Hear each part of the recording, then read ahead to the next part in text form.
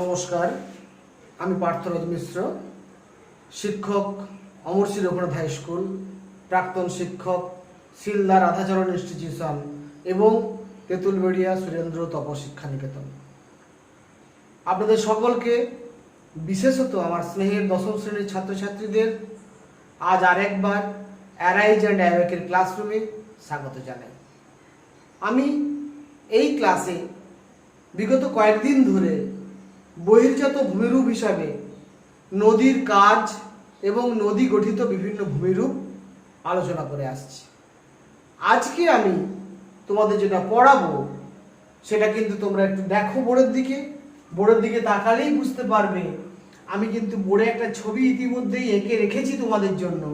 এই ছবিটাকে প্রথমে আমি অনুধাবন করতে বলবো এবং আজকে আমরা যেটা পড়বো সেটা হচ্ছে সুন্দরবন।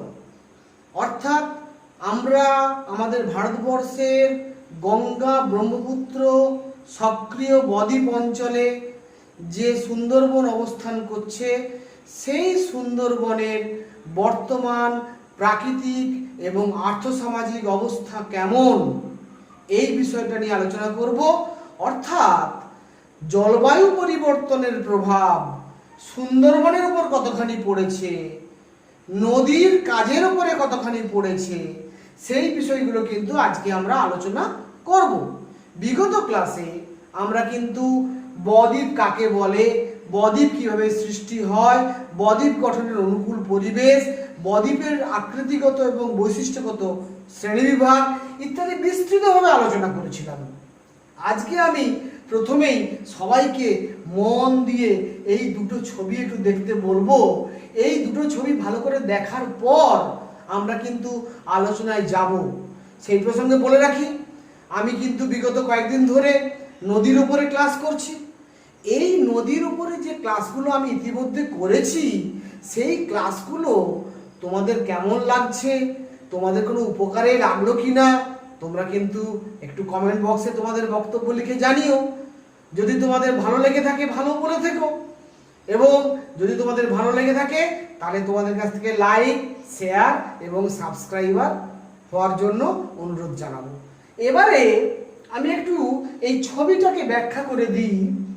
এই যে ছবিটা তোমরা দেখতে পাচ্ছ, এই ছবিটাতে এইটা হচ্ছে বাংলাদেশ, এইটা হচ্ছে পশ্চিমবঙ্গ।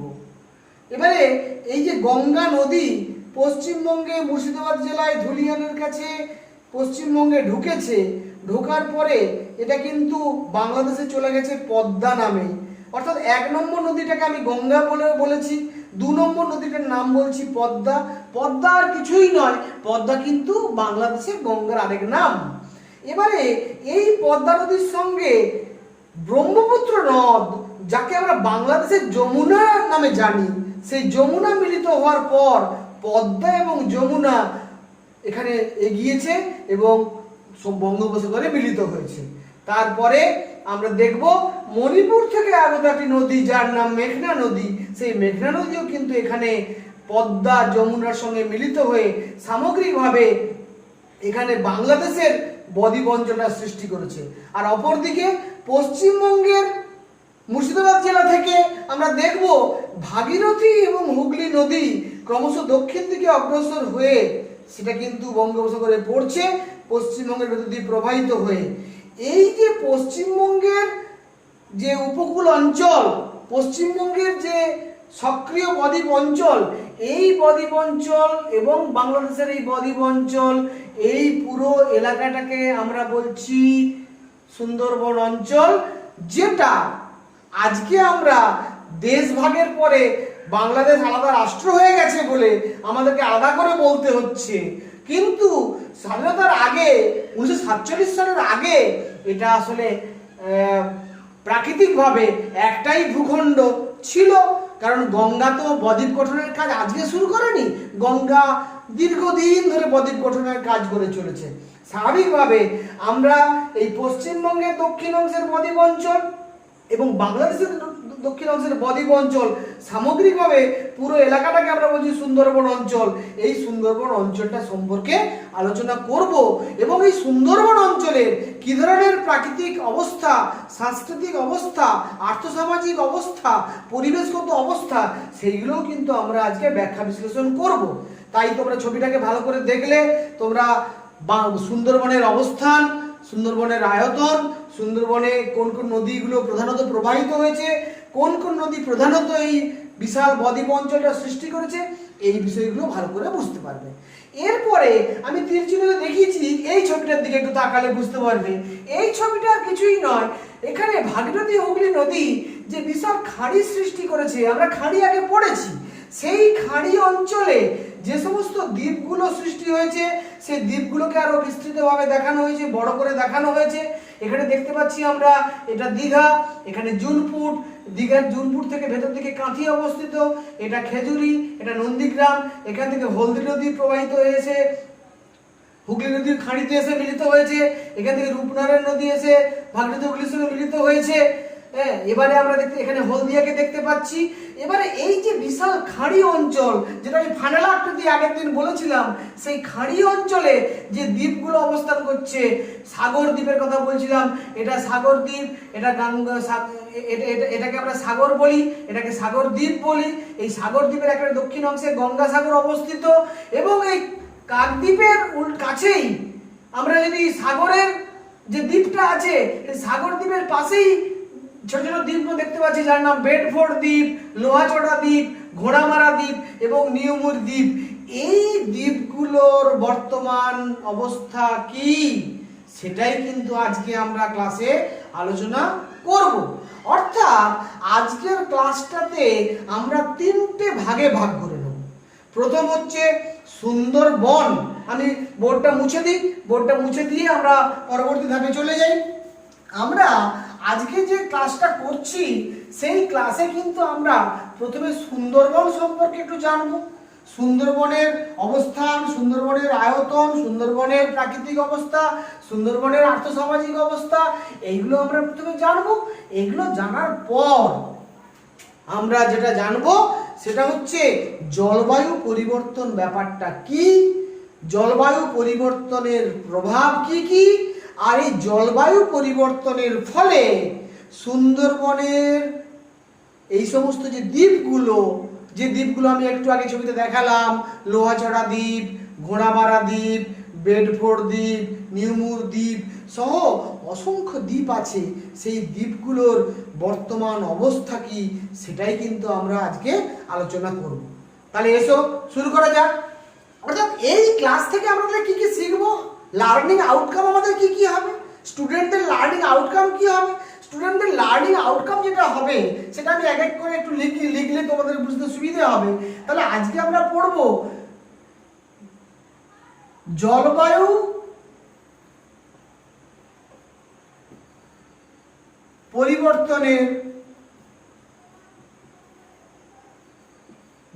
পরিবর্তনের প্রভাব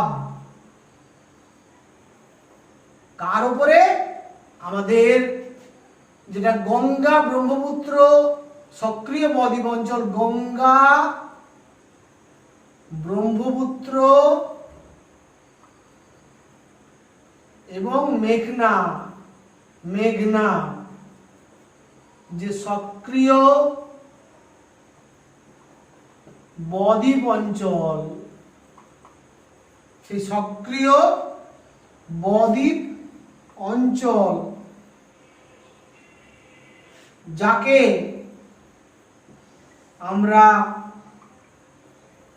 সুন্দরবন বলি, এই সুন্দরবন এর বর্তমান প্রাকৃতিক এবং ওখানকার বসবাসকারী মানুষের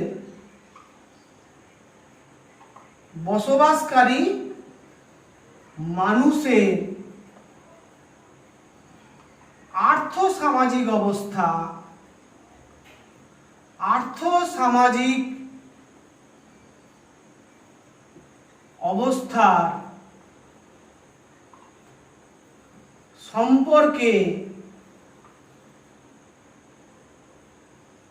আমরা অবহিত হব, অবহিত হব। তাহলে এখান থেকে আমরা আজকের ক্লাস থেকে আমরা কি কি শিখবো? লার্নিং আউটকাম আমাদের কি হবে? কাম্য শিক্ষণ সামর্থ্য, কাম্য শিক্ষণ সামর্থ্য, অর্থাৎ ইংরেজিতে আমরা বলি লার্নিং আউটকাম। এই লার্নিং আউটকাম আজকে কি কি হবে? প্রথম হচ্ছে সুন্দরবনের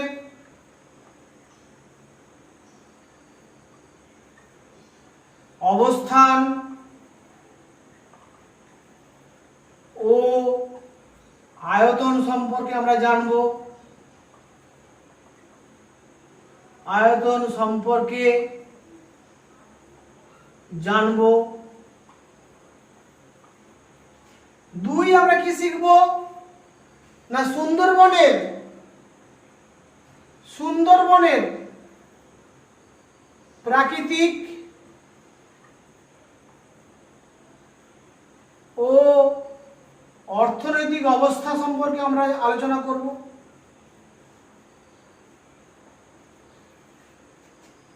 অবস্থা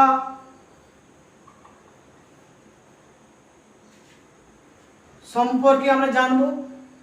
তিন, আমরা কি আর জানব না জলবায়ু পরিবর্তন বলতে কি বোঝায়, জলবায়ু পরিবর্তন বলতে আমরা কি বুঝি এটা আমরা জানব।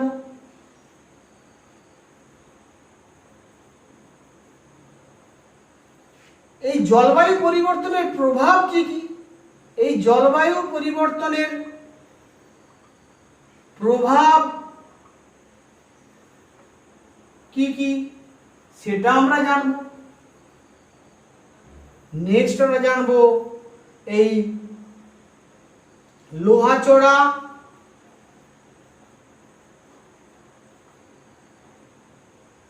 নিউমুর এবং ঘোড়ামারা দ্বীপের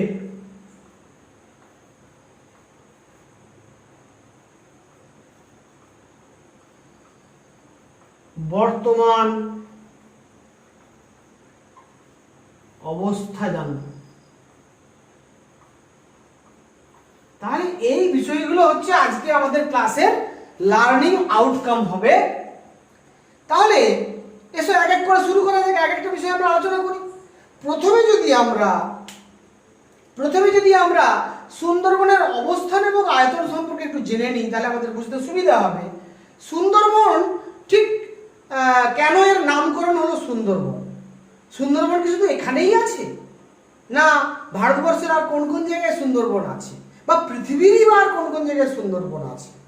সুন্দরবন এই নামের প্রধান কারণ হচ্ছে এই জায়গাটা যে নদীর যে সক্রিয় বদ্বীপ অঞ্চল যেটাকে আমরা বলছি, এই নদীর সক্রিয় বদ্বীপ অঞ্চলে যেহেতু সমুদ্রের জোয়ার ভাটার জল ঢোকে, তাই সমুদ্রের লবণাক্ত জলে ওটা প্রত্যেক দিন দুবার করে প্লাবিত হওয়ার জন্য ওখানকার মৃত্তিকাটা কিন্তু লবণাক্ত। আর আমরা জানি লবণাক্ত মৃত্তিকায় ম্যানগ্রোভ উদ্ভিদ জন্মায়। এই ম্যানগ্রোভ বা লবণাম্বু উদ্ভিদ এর মধ্যে সব থেকে গুরুত্বপূর্ণ লবণাম্বু উদ্ভিদের নাম হচ্ছে সুন্দরী। সুন্দরী, গরান, গেওয়া, হেতাল, গোলপাতা, এরকম অনেক গাছ যাদেরকে আমরা ম্যানগ্রোভ উদ্ভিদ বলি, এই ম্যানগ্রোভ গাছের অরণ্য এখানে জন্মায়, তাই আমরা একে সুন্দরবন নামকরণ করেছি। এবারে এই যে সুন্দরবন আজকে আমরা যেটা আলোচনা করব, পশ্চিমবঙ্গের এবং বাংলাদেশের সুন্দরবনের কথা, বা স্বাধীনতার আগে অখণ্ড ভারতবর্ষের সুন্দরবনের কথা, এই সুন্দরবনটাই শুধু একমাত্র সুন্দরবন নয়। আমরা যদি একটু এই ম্যাপের দিকে তাকাই তাহলে দেখতে পাবো আমাদের কিন্তু এখানে যেমন সুন্দরবন সৃষ্টি হয়েছে পশ্চিমবঙ্গ এবং বাংলাদেশের উপকূল ভাগে, একইভাবে উড়িষ্যাতে মহানদী নদীর বদ্বীপে সুন্দরবন সৃষ্টি হয়েছে। অন্ধ্রপ্রদেশে আমরা দেখব গোদাবরী নদীর বদ্বীপে এবং কৃষ্ণা নদীর বদ্বীপেও সুন্দরবন সৃষ্টি হয়েছে, এবং একইভাবে আমরা তামিলনাড়ুতে কাবেরী নদীর বদ্বীপেও সুন্দরবন সৃষ্টি হতে দেখব। শুধুমাত্র পশ্চিম বাহিনী যে দুটো নদী ভারতবর্ষে প্রধানত আছে, নর্মদা এবং তাপ্তি, এই নদীতে কোনো বদ্বীপ গঠন হয়নি। আমরা আগেই আলোচনা করেছি বদ্বীপ কোন নদীতে হবে আর কোন নদীতে হবে না, সেটা কতগুলো নির্দিষ্ট প্রাকৃতিক পরিবেশের উপর নির্ভর করে সৃষ্টি হয়। শুধু এখানেই যে সুন্দরবন হয় তা নয়, গোটা পৃথিবীতেই সুন্দরবন আছে। কোথায় আছে না, পৃথিবীর যে সমস্ত দেশের নদীগুলোর মোহনায় বদ্বীপ সৃষ্টি হয়েছে সেখানেই কিন্তু সুন্দরবন সৃষ্টি হয়েছে। তবে যেহেতু গঙ্গা ব্রহ্মপুত্র বদ্বীপ পৃথিবীর বৃহত্তম বদ্বীপ সমভূমি, তাই গঙ্গা ব্রহ্মপুত্র বদ্বীপ অঞ্চলে যে সুন্দরবন সৃষ্টি হয়েছে এটাও কিন্তু পৃথিবীর বৃহত্তম সুন্দরবন। এবারে আমরা সুনির্দিষ্টভাবে আমাদের আজকের যে আলোচনার সুন্দরবনের কথা বলছিলাম সেই সুন্দরবন সম্পর্কে আমরা এক এক করে চলে আসি। প্রথমে আমরা সুন্দরবনের একটু আয়তনটা জেনে নিই। অবস্থান তো আমরা জেনে নিয়েছি, এবারে আয়তনটা আমরা জেনে নিই। সুন্দরবনের যদি আমরা সুন্দরবন সম্পর্কে একটুখানি আলোচনা করি, আমাদের পশ্চিমবঙ্গের সুন্দরবন বা আমরা যেটাকে বলছি বা বর্তমান বাংলাদেশের সুন্দরবন, এই অর্থাৎ গঙ্গা ব্রহ্মপুত্র মেঘনা নদীর বদ্বীপ অঞ্চলে যে সুন্দরবন, এই সুন্দরবনের মোট আয়তন ভারতবর্ষ এবং বাংলাদেশ মিলে বা পশ্চিমবঙ্গ এবং বাংলাদেশ মিলে এর মোট আয়তন আমি তোমাদের প্রথমে বলে দিই। দুটো দেশ মিলে কিন্তু বলছি আমি, এটা খেয়াল করতে হবে। মোট আয়তন প্রায় 10,000 কিলোমিটার, 10,000 বর্গ কিলোমিটার, মানে আমরা আয়তন বুঝলাম। এই 10,000 বর্গ কিলোমিটারের মধ্যে পশ্চিমবঙ্গের সুন্দরবনের আয়তন, পশ্চিমবঙ্গের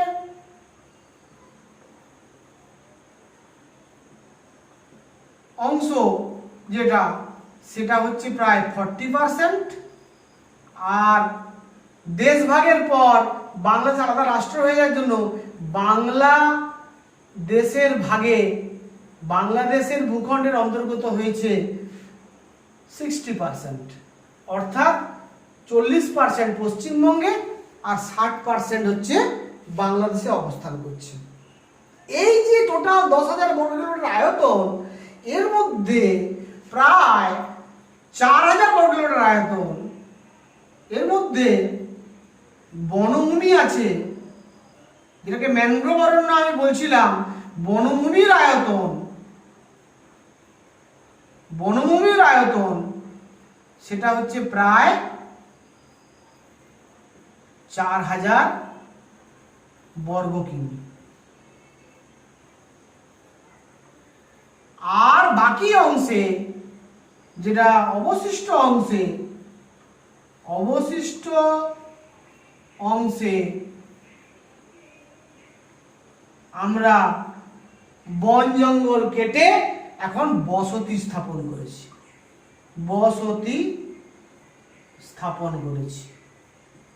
বসতি স্থাপিত হয়েছে। এটাই একটা মহা বিপদের ব্যাপার, যেহেতু আমরা মানুষ আমাদের সভ্যতার উন্নতির প্রয়োজনে বন জঙ্গল কেটে আমরা যখন সেখানে বসবাস করা শুরু করছি, তখন ক্রমশ বনভূমির পরিমাণ কমছে।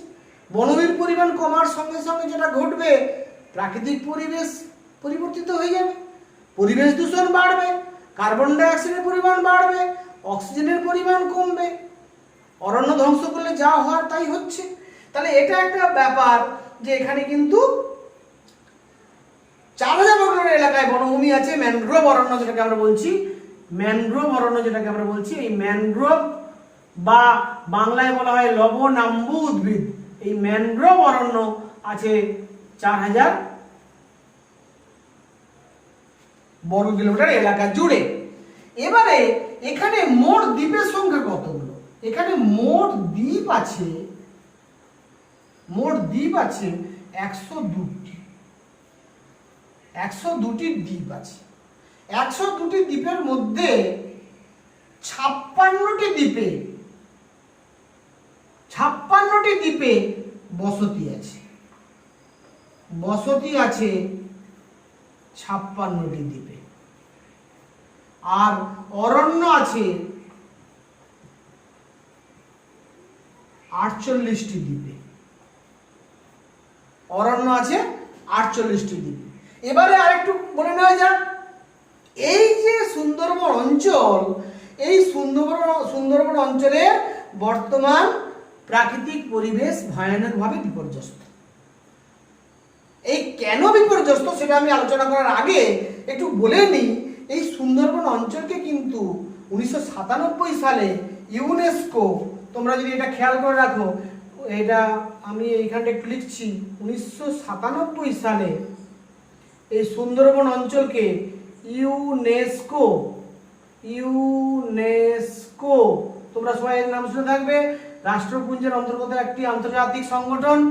এই ইউনেস্কো এটাকে কিন্তু ওয়ার্ল্ড হেরিটেজ ঘোষণা করেছে, WORLD, ওয়ার্ল্ড হেরিটেজ ঘোষণা করেছে, হেরিটেজ, এটা কিন্তু ওয়ার্ল্ড হেরিটেজ হিসাবে এখন ট্রিটেড। এছাড়া ভারত সরকারও এই অঞ্চলে জাতীয় উদ্যান, সংরক্ষিত অরণ্য, সংরক্ষিত বনভূমি হিসাবে এটাকে ঘোষণা করেছে। ফলে আজকে কিন্তু সুন্দরবনের গুরুত্ব অসম্ভব বেশি। কেন না, সুন্দরবনে আমরা যদি দেখি এখানে প্রায় 98টি প্রজাতির উদ্ভিদ আছে। উদ্ভিদ প্রজাতির পরিমাণ, উদ্ভিদ প্রজাতি হচ্ছে এখানে আছে প্রায় 98টি উদ্ভিদ প্রজাতি এখানে পাওয়া যায়। আর প্রাণী প্রজাতি এখানে আছে, প্রাণী প্রজাতি আমাদের এই সুন্দরবন অঞ্চলে আছে প্রায় 1586টি। তাহলে 1586 রকমের প্রাণী প্রজাতি এখানে বাস করছে এখানকার যে ভৌগোলিক এলাকার মধ্যে, আর 98টি উদ্ভিদ প্রজাতি এখানে অবস্থান করছে। কিন্তু আজকে সমগ্র উদ্ভিদ জগৎ, সমগ্র প্রাণী জগৎ, সোজা কথা সমগ্র জৈব বৈচিত্র্য জগৎ, জীব বৈচিত্র্য এলাকা পুরোটাই আজকে বিপন্ন, বিপর্যস্ত। তার পেছনে মানুষের যেমন একটা বিরাট ভূমিকা আছে, প্রকৃতিরও তেমন কিন্তু একটা ভূমিকা আছে। আমরা মানুষের ভূমিকাটা বুঝতে পারছি। মানুষ যত বেশি করে গাছপালা কেটে, বন জঙ্গল কেটে বসতি স্থাপন করছে, তত বেশি করে প্রকৃতির উপর অত্যাচার করা হচ্ছে, এবং তার ফলে প্রকৃতির একটা পরিবর্তন ঘটছে। এই প্রকৃতির যে পরিবর্তন ঘটছে, সেই পরিবর্তনটাকে আমরা বলছি প্রকৃতির জলবায়ুর পরিবর্তন বা পৃথিবীর জলবায়ুর পরিবর্তন। আর সেই জলবায়ু পরিবর্তনের যে আবার কুপ্রভাব, সেটা কিন্তু আবার এসে পড়েছে এখন সুন্দরবনের উপর। ফলে ঘুরপথে সুন্দরবনে বর্তমানে বসবাসকারী সমস্ত প্রকার প্রাণী জগৎ, ইনক্লুডিং মানুষ এবং উদ্ভিদ জগৎ, তারাও কিন্তু আজকে ভয়ানকভাবে বিপদের মুখে পড়েছে। তাহলে এবারে আমরা যেটা আলোচনা করব সেটা হচ্ছে সুন্দরবনে এই যে জলবায়ু পরিবর্তন, আমি বারবার কথাটা বলছি, এই জলবায়ু পরিবর্তন ব্যাপারটা কি এবং এই জলবায়ু পরিবর্তনের ফলে কি ঘটনা ঘটছে। প্রথমে আছে জলবায়ু পরিবর্তন। জলবায়ু পরিবর্তন বলতে আমরা কি বুঝি? জলবায়ু পরিবর্তন বলতে গেলে যদি আমাকে একটু পেছন দিকে ফিরে তাকাতে হবে। পেছন দিকে ফিরে তাকালে আমরা ব্যাপারটা বুঝতে পারবো। যে তোমরা যদি লক্ষ্য করে দেখো, তাহলে তোমরা দেখবে যে আজ থেকে 250-300 বছর পিছিয়ে যাও। ইউরোপে নবজাগরণ যখন হয়নি, শিল্প বিপ্লব যখন হয়নি, যখন আমরা কিন্তু বিভিন্ন প্রকার খনিজ সম্পদ আবিষ্কার করতে শিখিনি, তখনও পর্যন্ত কিন্তু পৃথিবীর প্রাকৃতিক পরিবেশের অবস্থা এরকম ছিল না। প্রথম হলো ইউরোপে নবজাগরণ। নবজাগরণের পরে শিক্ষা দীক্ষা, জ্ঞান বিজ্ঞানের ব্যাপক উন্নতি ঘটল। এই জ্ঞান বিজ্ঞানের উন্নতির সঙ্গে সঙ্গে ওখানে শিল্প বিপ্লব হলো। শিল্প বিপ্লবের পরে শিল্প বিপ্লব থেকে ওখানে যে প্রচুর বিভিন্ন ধরনের ভোগ্যপণ্য উৎপাদিত হতে শুরু করলো, সেই ভোগ্যপণ্যগুলো ব্যবসা বাণিজ্যের স্বার্থে ইউরোপের বিভিন্ন দেশের মানুষ পৃথিবীর বিভিন্ন প্রান্তে ছড়িয়ে পড়লো এবং তারা উপনিবেশ স্থাপন করলো। উপনিবেশ স্থাপন করার সঙ্গে সঙ্গে পৃথিবীর বিভিন্ন দেশে কিন্তু আস্তে আস্তে শিল্প ছড়িয়ে পড়লো। যত শিল্প কলকারখানা ছড়িয়ে পড়লো তত কিন্তু বায়ুমণ্ডলে carbon dioxide, carbon monoxide, sulphur dioxide, chlorofluorocarbon এই ধরনের যেগুলোকে আমরা গ্রিন হাউস গ্যাস বলি, সেই গ্রিন হাউস গ্যাসের পরিমাণ বাড়তে থাকলো। আর এই গ্রিন হাউস গ্যাসের পরিমাণ বাড়ার ফলে সেই গ্রিন হাউস গ্যাসগুলোই কিন্তু আজকে পৃথিবীর যে গড় তাপমাত্রা, সেই গড় তাপমাত্রাকে বাড়িয়ে দিয়েছে। এই গড় তাপমাত্রাকে বাড়িয়ে দেওয়াটাকে আমরা বলছি বিশ্ব উষ্ণায়ন। এই যে বিশ্ব উষ্ণায়ন, এবং এই যে বিশ্ব উষ্ণায়নের পাশাপাশি ওজোন লেয়ার ধ্বংস হয়ে যাওয়া, ওজোন হোল তৈরি হয়ে যাওয়া, স্ট্র্যাটোস্ফিয়ারের মধ্যে যে প্রাকৃতিক সৌরপর্দা হিসাবে ওজোন স্তর আমাদেরকে সূর্যের অতিবেগুনি রশ্মি থেকে প্রতি মুহূর্তে আমাদের রক্ষা করে চলেছে জীবজগৎকে, প্রাণী জগৎকে, সেই ওজোন স্তরে ফুটো হয়ে যাওয়ার জন্য আজকে কিন্তু সূর্যের অতিবেগুনি রশ্মি সেগুলো পৃথিবীতে ভূপৃষ্ঠে চলে আসছে এবং জীব জগতের উপরে একটা কুপ্রভাব তৈরি করছে। ফলে সামগ্রিকভাবে একদিকে বিশ্ব উষ্ণায়ন ঘটছে, তাহলে প্রথম যেটা ঘটছে সেটা হচ্ছে বিশ্ব উষ্ণায়ন ঘটছে। আর যেটা ঘটছে 2 নম্বর, সেটা হচ্ছে ওজোন হোল তৈরি হচ্ছে। ওজোন হোল, এই যে ওজোন হোল তৈরি হচ্ছে আর বিশ্ব উষ্ণায়ন হচ্ছে, এই বিশ্ব উষ্ণায়নের জন্য কে দায়ী? তো এই গ্রিন হাউস গ্যাসগুলো কোন কোন গ্রিন হাউস গ্যাস? আমরা একটু আগে বললাম carbon dioxide, carbon monoxide, sulphur dioxide, chlorofluorocarbon, nitrogen dioxide, nitrous oxide, এই ধরনের গ্যাসগুলো যেগুলো কিন্তু কলকারখানা বৃদ্ধির সঙ্গে সঙ্গে আমাদের পৃথিবীর বিভিন্ন দেশে কলকারখানা বৃদ্ধির সঙ্গে সঙ্গে বায়ুমণ্ডলে এই গ্যাসগুলো মিশছে। আর এই গ্যাসগুলো বায়ুমণ্ডলে মেশার সঙ্গে সঙ্গে বায়ুমণ্ডলে কিন্তু এই গ্যাসগুলো একটা আমাদের অদৃশ্য পর্দা সৃষ্টি করছে। সেই পর্দা কি করছে না, সূর্য থেকে দিনের বেলা যে আলো এবং তাপটা ভূপৃষ্ঠে আসে, ভূপৃষ্ঠকে উত্তপ্ত করে, রাত্রেবেলা সেই তাপটা কিন্তু আবার মহাশূন্যে ফিরে যাওয়ার কথা, কিন্তু পুরো তাপটা মহাশূন্যে ফিরছে না। ফলে যে ঘটনাটা ঘটছে, প্রত্যেক দিন একটু একটু একটু একটু করে তাপ জমতে জমতে জমতে জমতে পৃথিবীর গড় তাপমাত্রা বৃদ্ধি পাচ্ছে। এই পৃথিবীর যে গড় তাপমাত্রা বৃদ্ধি পাচ্ছে, এইটাকে আমরা বলছি বিশ্ব উষ্ণায়ন। এই পৃথিবীর গড় তাপমাত্রা বৃদ্ধি পাওয়ার জন্য তাহলে ঘুরপথে কিন্তু আমরা মানুষই দায়ী। যত সভ্যতা এগোনোর চেষ্টা করব আমরা, যত আমরা কলকারখানা স্থাপন করব, যত আমরা শহরায়ন ঘটাবো, নগরায়ন ঘটাবো, যত আমরা আমাদের জীবাশ্ম জ্বালানিকে ব্যবহার করে আমাদের সমৃদ্ধির চেষ্টা করব, তত বেশি করে পরিবেশ দূষণ ঘটবে এবং তত বেশি করে বিশ্ব উষ্ণায়ন ঘটবে। এখান থেকে আমাদের মুক্তি নেই। তাহলে আর যেটা বলছিলাম ওজোন হোল বা ওজোন লেয়ার, এই ওজোন হচ্ছে আমরা এটাকে O3 এই সংকেত দিয়ে বলি। এটা কিন্তু প্রাকৃতিকভাবেই সৃষ্টি এবং ধ্বংস হয়। অক্সিজেনের একটা পরমাণুর সঙ্গে একটা অণুর সঙ্গে অক্সিজেনের একটা অণুর সঙ্গে অক্সিজেনের একটা পরমাণু যুক্ত হয়ে ওজোন তৈরি করে, আবার ওটা ভেঙে গিয়ে অক্সিজেন তৈরি করে। এইভাবে কিন্তু ভাঙাড়ার খেলাটা প্রাকৃতিক নিয়মেই চলে। কিন্তু এই ভাঙাড়ার খেলায় কিন্তু এখন এই সমস্ত যে গ্রিন হাউস গ্যাসগুলো, এরাও কিন্তু গুরুত্বপূর্ণ ভূমিকা পালন করছে। এরাই কিন্তু আজকে ওজোন স্তরকে ভেঙে দিচ্ছে, তারপরে ওজোন স্তর পাতলা হয়ে যাচ্ছে, ওজোন স্তর এখন 200 ডবসন ইউনিটের নিচে নেমে গেছে। তার ফলে কিন্তু ওজোন হোল সৃষ্টি হয়েছে। আর এই ওজোন হোল সৃষ্টি হওয়ার ফলে কিন্তু আমরা দেখতে পাচ্ছি যে আমাদের স্ট্র্যাটোস্ফিয়ারের ওজোন হোল আমাদের অতিবেগুনি রশ্মিকে ভূপৃষ্ঠে সরাসরি চলে আসতে সাহায্য করছে এবং জীবজগতের উপরে অতিবেগুনি রশ্মির যে প্রভাব, আলট্রাভায়োলেট রের যে কুপ্রভাব, সেই কুপ্রভাব কিন্তু এসে পড়ছে। তার ফলে বিভিন্ন প্রকার উদ্ভিদ জগৎ, প্রাণী জগৎ, এরা সবাই কিন্তু বিভিন্ন প্রকার রোগে আক্রান্ত হয়ে পড়ছে। ফলে একদিকে আমরা স্বাচ্ছন্দ্যের জন্য, আর্থিক উন্নতির জন্য যেমন আমরা কলকারখানা স্থাপন করে আমাদের পরিষেবাকে উন্নত করার চেষ্টা করছি, অপরদিকে কিন্তু আমরা পরিবেশ দূষণের মাধ্যমে আরেক বিপদ ডেকে আনছি। এই যে বিপদ, এই বিপদটা কতখানি মারাত্মক, এই মারাত্মকতা কতটা বুঝতে গেলে আমাদের বুঝতে হবে এই বিশ্ব উষ্ণায়নের ঘটনাটা কিভাবে ঘটছে। এখানে আমরা দেখছি যে পৃথিবীর গড় তাপমাত্রা এটা কিন্তু পৃথিবীর গড় তাপমাত্রা আমরা সবাই জানি 15°C। এই তাপমাত্রাটা যদি থাকে পৃথিবীর গড় তাপমাত্রা, এই তাপমাত্রা থাকলে কিন্তু পৃথিবীর কোনো অসুবিধা হওয়ার কথা নয়। এই তাপমাত্রা যদি 2° বেড়ে যায়, +-2° যদি বেড়ে যায়, অর্থাৎ 2° বেড়ে যায় বা 2° কমে যায়, তাহলেই কিন্তু পৃথিবীর প্রাকৃতিক পরিবেশের মধ্যে ভয়ানক পরিবর্তন আমরা দেখতে পাবো। এখন যেটা ঘটছে বিশ্ব উষ্ণায়ন, অর্থাৎ তাপমাত্রা বাড়ছে। এখন কিন্তু পৃথিবীর তাপমাত্রা আমরা দেখতে পাচ্ছি বিগত প্রায় 1950 সাল থেকে যদি আমরা 2020 সাল এই পর্যন্ত লক্ষ্য করি, ইতিমধ্যেই পৃথিবীর গড় তাপমাত্রা 1°C বেড়ে গেছে।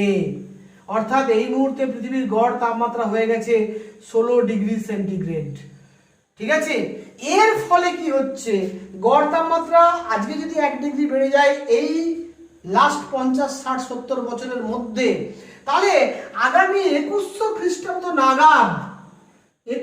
খ্রিস্টাব্দ নাগাদ পৃথিবীর গড় তাপমাত্রা 2 থেকে 3.5 পর্যন্ত বেড়ে যাওয়ার সম্ভাবনা আছে।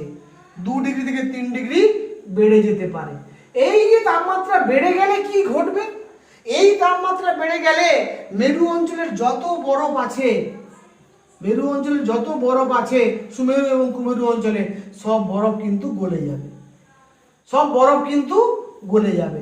এই বরফ গললে কি হবে না, সেই বরফ গলা জল সমুদ্রের মাধ্যমে সমুদ্রের জলতলকে বৃদ্ধি করবে। সমুদ্রের জলতল বৃদ্ধি করলে এখনই আমরা দেখতে পাচ্ছি যে সুন্দরবন অঞ্চলে গড়ে 3 মিলিমিটার সমুদ্রের জলতল বৃদ্ধি পেয়ে গেছে। এইরকম টেম্পারেচার 2 থেকে 3° যদি বেড়ে যায়, তাহলে কিন্তু সমুদ্রের জলতল বেড়ে যাবে প্রায় 10 থেকে 15 মিটার। 10 থেকে 15 মিটার মানে একটু অনুধাবন করা প্রয়োজন, মানে প্রায় 45 থেকে 50 ফুট, অর্থাৎ প্রায় 5 তলা বিল্ডিং এর সমান। এই তাপ যদি সমুদ্রের জলতল বৃদ্ধি পায় বরফ গলনের প্রভাবে, বিশ্ব উষ্ণায়নের প্রভাবে, তাহলে গোটা পৃথিবীর সমস্ত সমভূমি অঞ্চল যার উচ্চতা 15 মিটারের মধ্যে, সেই এলাকাগুলো জলমগ্ন হবে। অর্থাৎ পৃথিবীতে একটিও বদ্বীপ অঞ্চল আর থাকবে না।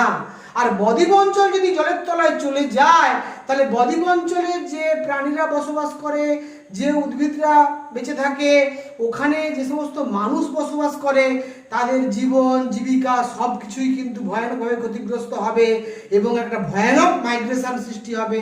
এবং সেই মাইগ্রেশনকে কেন্দ্র করে আবার একটা অসম্ভব দ্বন্দ্ব মানুষের সঙ্গে মানুষের সৃষ্টি হবে। ফলে প্রাকৃতিক পরিবেশ শুধুমাত্র প্রকৃতির ক্ষতি করে না, পরিবেশ দূষণের ফলে শুধু প্রকৃতির ক্ষতি হয় না, পরিবেশের ক্ষতির পাশাপাশি মানুষের সমগ্র জীবজগতের, মানুষের জীবন জীবিকার সমস্ত ক্ষেত্রে একটা ভয়ানক ক্ষতি দেখা যায়। তাই কিন্তু আমাদের সাবধান হতে হবে।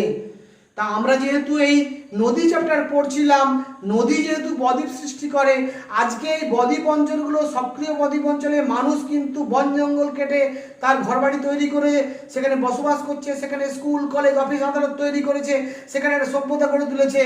আগামী দিনে এইভাবে বিশ্ব উষ্ণায়নের প্রভাবে যদি সমুদ্রের জলতল ক্রমশ বৃদ্ধি পেতে থাকে, তাহলে কিন্তু এগুলো সবগুলো জলের তলায় চলে যাবে, পার্মানেন্টলি এগুলো জলের তলায় চলে যাবে। আর পার্মানেন্টলি জলের তলায় চলে গেলে ওই অঞ্চলে বসবাসকারী হাজার হাজার মানুষ, লক্ষ লক্ষ মানুষ, তারা ভয়ানকভাবে বিপন্ন হয়ে পড়বে। এবং তারা যখন বিপন্ন হয়ে পড়বে, তারা তখন মাইগ্রেটেড হয়ে অন্য জায়গায় যাওয়ার চেষ্টা করবে এবং সেই মাইগ্রেশনের কারণে আবার এক বিপত্তি দেখা দেবে। এই কারণে আমাদের অত্যন্ত সাবধান হতে হবে। কি সাবধানতা অবলম্বন করব না, আমরা কিন্তু বিশ্ব উষ্ণায়নকে কোনোভাবেই হালকা করে দেখব না। আমরা পৃথিবীর গড় তাপমাত্রাকে কোনোভাবেই বাড়তে দেব না। তার জন্য আমাদের কি করতে হবে?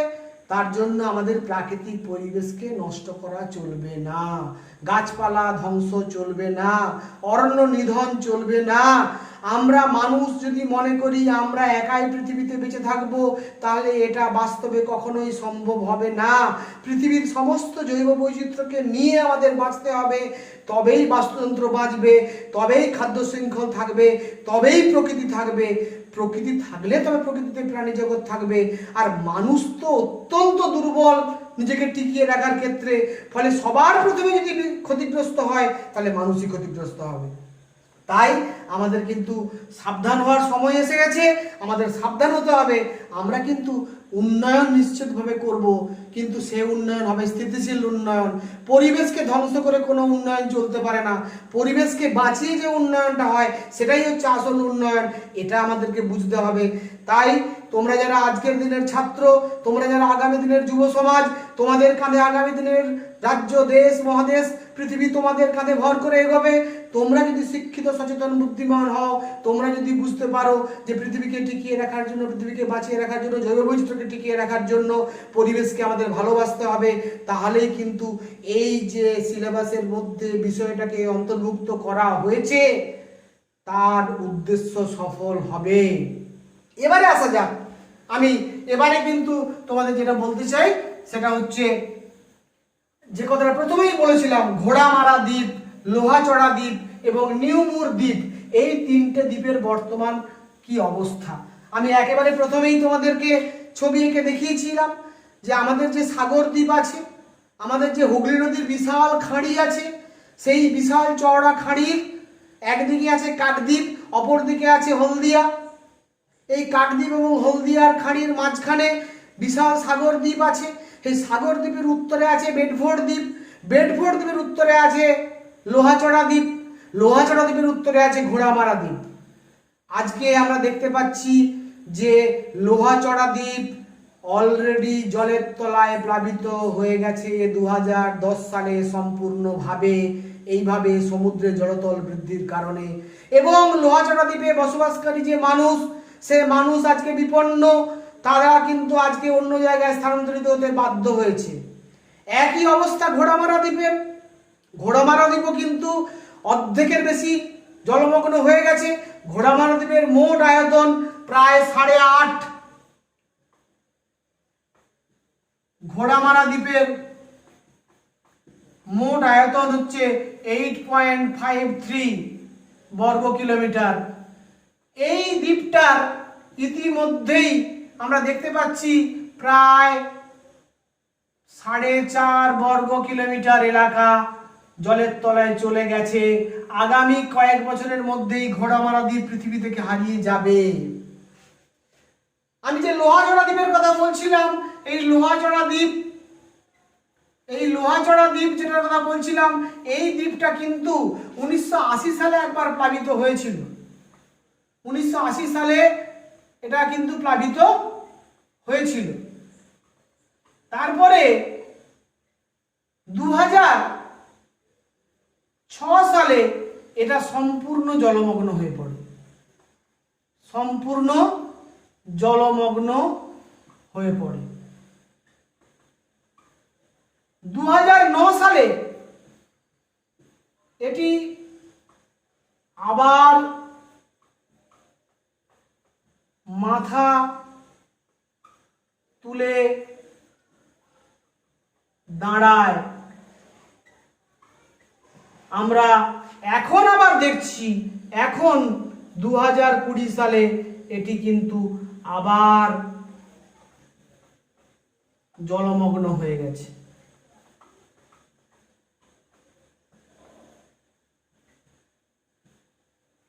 একইভাবে আমরা যে নিউমুর দ্বীপের কথা বলছিলাম, যাকে আমরা পূর্বাশা দ্বীপও বলি, এই দ্বীপটা অ্যাকচুয়ালি প্রথম 1974 সালে আমেরিকার স্যাটেলাইট থেকে কিন্তু এই দ্বীপটা আবিষ্কার হয়েছিল। এই দ্বীপটা কিন্তু আমরা দেখছি এর আয়তন, আমরা যদি নিউমুর দ্বীপের কথাই বলি, নিউমুর দ্বীপ এর আয়তন কিন্তু প্রায় 10 বর্গ কিলোমিটার। আর লোহাচড়া দ্বীপের আয়তন ছিল, এর আয়তন ছিল প্রায় 5 স্কয়ার কিলোমিটার। এই যে দ্বীপগুলো 10 বর্গ কিলোমিটার ছিল, আজকে কিন্তু এই দ্বীপটা 2009 সালে আয়লা ঝড়ের পর এই দ্বীপটা কিন্তু সম্পূর্ণভাবে সমুদ্রের তলায় অবনমিত হয়ে গেছে। ফলে বিপদটা যেটা, সে বিপদটা হচ্ছে এই দ্বীপগুলো বিপন্ন হওয়া মানে এই দ্বীপে বসবাসকারী যে প্রাণী জগৎ, এই দ্বীপে বসবাসকারী যে উদ্ভিদ জগৎ, সামগ্রিকভাবে জীব জগৎ, তার বাস্তুতন্ত্র ভয়ানকভাবে ক্ষতিগ্রস্ত হবে। সেটাই আমাদের কাছে সব থেকে বড় বিপদের। শুধুমাত্র আজকে নদীর সঙ্গে রিলেটেড বদ্বীপ অঞ্চল নয়, এই বিশ্ব উষ্ণায়নের কারণে আমরা দেখছি হিমবাহ যে পড়বো, নেক্সট ক্লাসগুলোতে আমরা হিমবাহ সম্পর্কে পড়বো। শুধুমাত্র মেরু অঞ্চলের বরফ গলছে তা নয়, মহাদেশীয় অঞ্চলের বরফ গলছে তা নয়, পার্বত্য অঞ্চলের যে বরফগুলো সেগুলোও গলে যাচ্ছে। আমরা জানি সমস্ত বড় বড় নদী ভারতবর্ষের, গঙ্গা, সিন্ধু, ব্রহ্মপুত্র, এই নদীগুলো কিন্তু, তিস্তা, শতদ্রু, সব নদীগুলো কিন্তু বরফ গলা জলে পুষ্ট নদী। এই নদীগুলো কিন্তু আগামী দিনে স্রোতহীন হয়ে পড়বে। একবার কল্পনা করে দেখো, যদি গঙ্গা শুকিয়ে যায়, যদি সিন্ধু শুকিয়ে যায়, যদি ব্রহ্মপুত্র শুকিয়ে যায়, যদি সমস্ত হিমবাহ গলে যায়, তাহলে সমগ্র উত্তর ভারত অর্থাৎ উত্তরাখণ্ড, উত্তরপ্রদেশ, বিহার, পশ্চিমবঙ্গ, যারা গাঙ্গেয় অঞ্চলে বসবাস করে, গাঙ্গেয় সমভূমি অঞ্চলে আমরা যারা বসবাস করি, অপরদিকে তিব্বতে যেটা সাংপো নামে ব্রহ্মপুত্র প্রবাহিত হয়েছে, আসামে যেটা ব্রহ্মপুত্র নামে প্রবাহিত হয়েছে, পুরো আসামের যে মানুষ, আসামের যে অর্থনীতি পুরোটাই ডিপেন্ডেন্ট কিন্তু ব্রহ্মপুত্রের উপরে, সেটা কীরকমভাবে ক্ষতিগ্রস্ত হবে। সিন্ধু যদি শুকিয়ে যায়, ব্রহ্মপুত্র যদি শুকিয়ে যায়, গঙ্গা যদি শুকিয়ে যায়, সমগ্র উত্তর ভারত কিন্তু আজকে একেবারে নির্জলা হয়ে যাবে। ভয়ানকভাবে আমরা কৃষিকার্য থেকে বঞ্চিত হব এবং ভয়ানকভাবে আমাদের মৃত্যুমুখে পতিত হতে আমরা বাধ্য হব। তাই আমাদের কিন্তু খুব সাবধান হতেই হবে। শুধু তাই নয়, এই হিমবাহ পাশাপাশি আমরা যে পরবর্তী ধাপে বায়ু প্রবাহ সম্পর্কে পড়ব। আজকে কিন্তু এই বিশ্ব উষ্ণায়নের প্রভাবে আমরা দেখছি মরুভূমিও ক্রমশ আকৃতি বা আয়তনে বাড়ছে। মরুভূমি যত বাড়বে তত কি হবে, আমাদের কিন্তু আরেক ধরনের বিপদ নেমে আসবে। ফলে পৃথিবী কিন্তু ভয়ানক বিপদের দিকে চলে গেছে। এই বিপদ থেকে পৃথিবীকে একমাত্র বাঁচাতে পারে মানুষ। মানুষ যেহেতু শিক্ষিত, সচেতন, বুদ্ধিমান, মানুষ যেহেতু পৃথিবী থেকে সবথেকে বেশি রূপ, রস, গন্ধ ভোগ করে, তাই মানুষেরই দায়িত্ব, মানুষেরই কর্তব্য পৃথিবীকে বাঁচানো। পৃথিবীকে বাঁচলে তবে জৈব বৈচিত্র্য বাঁচবে, তবেই মানুষ বাঁচবে। এই কথাগুলো মাথায় রাখার জন্য ছাত্র সমাজের কাছে আমার একান্ত বিনীত আবেদন। তাই তোমাদের কাছে আরো একবার রিপিটেডলি বলি, তোমরা পৃথিবীকে ভালোবাসো, জৈব বৈচিত্র্যকে রক্ষা করো, পৃথিবীকে যেভাবেই হোক বিশ্ব উষ্ণায়নের করাল ছায়া থেকে মুক্ত করো এবং তোমরা নিজে পৃথিবীতে সুন্দর করে বেঁচে থাকো। এই আশা রেখে সবাইকে আরও একবার আমি আমার তরফ থেকে ভালোবাসা জানিয়ে, শুভকামনা জানিয়ে, তোমাদের যদি ক্লাসগুলো ভালো লেগে থাকে তাহলে তোমরা এই ক্লাসগুলোতে তোমরা লাইক, শেয়ার এবং সাবস্ক্রাইব করে আমাকে আনন্দিত করবে। এই আশা রেখে আমি আজকের ক্লাস এখানে শেষ করছি। Thank you very much.